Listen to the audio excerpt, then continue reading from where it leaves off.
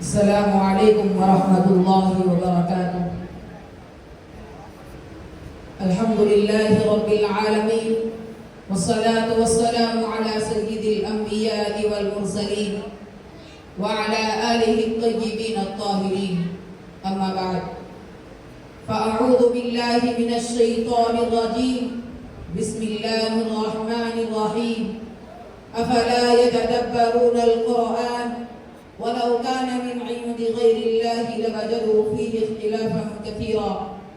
وقال: قل هو الله أحد الله الصمد لم يلد ولم يولد ولم يكن له كفوا أحد. Honorable teachers, respected teachers, chief guests, and my dear audience, I feel it my great pleasure to be a part of this program.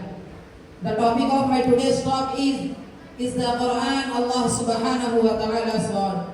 May Allah enable me to speak right, true, and to act upon that. The Quran, the main source of Islamic faith, is a book believed by Muslims to be completely divine origin of the Holy Quran.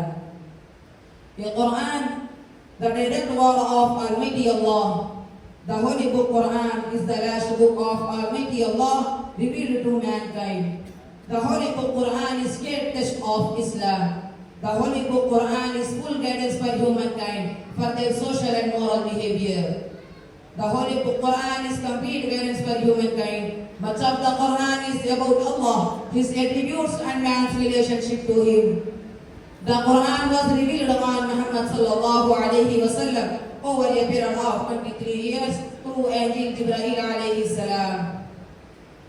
Who reads one letter of Quran Majid gets 10 rewards. The person who memorizes Quran Majid is known as Hafiz. The Quran was preserved in Luh Mahfuz.